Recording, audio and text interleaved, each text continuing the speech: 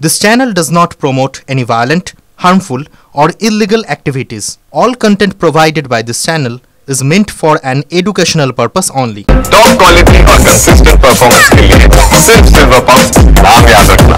নমস্কার, স্বাগত আপনাকে টিভি9 বাংলায় আরো একবার। আমি দীপ রয়েছি আপনার সঙ্গে সকাল 10টা মানেই এখন সময় দমদার 10-এর। আর শুরুতে যে খবরে নজর রাখবো, নবান্ন অভিযানে পুলিশ পেটানোর অভিযোগে গ্রেপ্তার আরো এক। পুলিশের উপরে হামলার অভিযোগে এবার গ্রেপ্তার মানস সাহা। সুজয় আমাদের প্রতিনিধি রয়েছেন আমাদের সঙ্গে, আরো বিস্তারিত জানাবেন এই বিষয়ে। সুজয়, এখনো পর্যন্ত এটা দ্বিতীয় গ্রেপ্তারি, পুলিশ সূত্র থেকে কি জানানো হচ্ছে?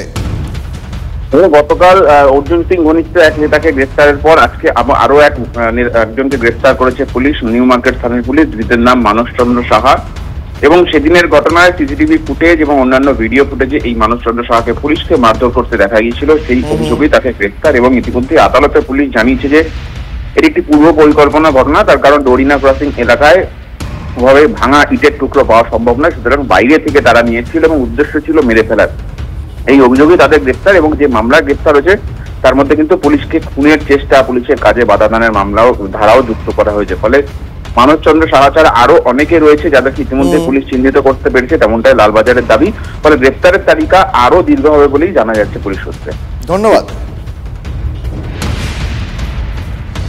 নবান্ন অভিযানের জন্য বেছে বেছে বিজেপির নেতাদেরই গ্রেপ্তার করা হচ্ছে। এবার এই ভাষাতেই গর্জে উঠলেন সুকান্ত মজুমদার। এবার বিজেপির ব্যানারেই নবান্ন অভিযানে হুঁশিয়ারি দিলেন সুকান্ত। শুনুন। বিজেপির নেতাদেরকে গ্রেপ্তার করে এটা প্রমাণ করার চেষ্টা করবে, কিন্তু পুলিশ যদি মনে করে যে বিজেপিকে নেতাদেরকে এইভাবে আটক করে এবং পতাকা ছাড়া বিজেপি নেমেছে তাতেই এই অবস্থা, তাহলে পুলিশকে আমি বলছি তৈরি হয়ে থাকুন, আগামী দিনে বিজেপি পতাকা নিয়েই প্রয়োজনে নবান্ন অভিযান করবে এবং নবান্ন গিট খুলে দিয়ে চলে আসবে। নবান্ন অভিযানের জন্য বেছে বেছে বিজেপির নেতাদের গ্রেপ্তার করা হচ্ছে, গর্জে উঠলেন সুকান্ত মজুমদার। এবার বিজেপির ব্যানারেই নবান্ন অভিযান হবে, হুঁশিয়ারি দিলেন সুকান্ত মজুমদার। গতকালই আপনারা জানেন অর্জুন সিং ঘনিষ্ঠ একজনকে গ্রেপ্তার করে পুলিশ এবং তারপর আজ আরো একজনকে গ্রেপ্তার করা হয়েছে। এই মুহূর্তে আরো একবার সেই খবর আপনাদের জানিয়ে রাখবো, নবান্ন অভিযানে পুলিশ পেটানো এই নিয়ে ধৃতের সংখ্যা বেড়ে হলো 2। গ্রেপ্তার করা হয়েছে মানস সাহা নামে আরো একজনকে। নৈহাটি থেকে তাকে গ্রেপ্তার করা হয়েছে। ভিডিও ফুটেজ দেখে 2 অভিযুক্তকে চিহ্নিত করা হয়েছে, এমনটাই পুলিশ সূত্র দাবি। একের পর এক বিজেপি নেতাদেরই গ্রেপ্তার করা হচ্ছে, বেছে বেছে বিজেপি নেতাদের টার্গেট করা হচ্ছে, গর্জে উঠলেন সুকান্ত মজুমদার। এবার বিজেপির ব্যানারেই নবান্ন অভিযান হবে, হুঁশিয়ারি দিলেন সুকান্ত মজুমদার।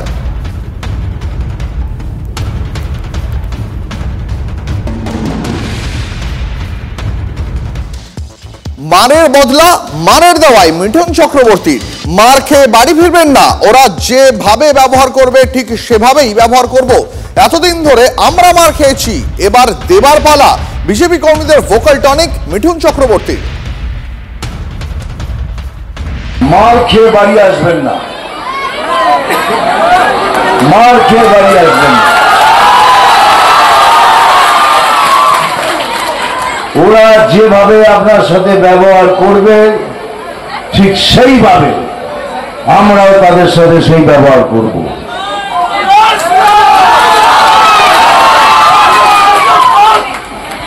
কেননা প্রতিরোধ তো হয়, প্রতিরোধ করতে গেলে ওরাও প্রতিরোধ করবে, করুক। এতদিন ধরে তো আমরাই মার খেয়ে এলাম, এবার দেবার পালা। সেই জন্যই বলছি, যারা যেভাবে ব্যবহার করবে আমরা ঠিক সেইভাবে ব্যবহার করব। এতদিন ধরে আমরা মার খেয়েছি, এবার দেবার পালা। মারের বদলে মারের দেওয়ায় মিঠুন চক্রবর্তীর। পাল্টা কি বলছে তৃণমূল কংগ্রেস? আমরা কথা বলেছিলাম তৃণমূল মুখপাত্র অরূপ চক্রবর্তীর সঙ্গে, তিনি কি জানিয়েছেন শোনাবো আপনাদের। যে উস্কানি দিচ্ছেন মিঠুনবাবু জানেন বাংলায় কতগুলো বুথ। অভিযুক্ত অফিসারদের বিরুদ্ধে পদক্ষেপের নির্দেশ রাজ্যকে মানতেই হবে, মুখ্য সচিবকে কড়া বার্তা কমিশনের ফুল বেঞ্চের। সূত্রের খবর, কমিশনের নির্দেশ কার্যকর করার জন্য 21 তারিখ পর্যন্ত ডেডলাইন দেওয়া হয়েছে রাজ্যকে, তার মধ্যে নির্দেশ কার্যকর করতে হবে। মুখ্য সচিবকে নিজের আইনি এখতিয়ার বুঝিয়ে দিয়েছে নির্বাচন কমিশন। এই নিয়ে রাজনৈতিক মহলে কি প্রতিক্রিয়া পাওয়া যাচ্ছে, কি বলছেন সুকান্ত মজুমদার, কি বলছেন শুভেন্দু অধিকারী, পাল্টা কি বা বলছে তৃণমূল কংগ্রেস, শোনাবো আপনাকে।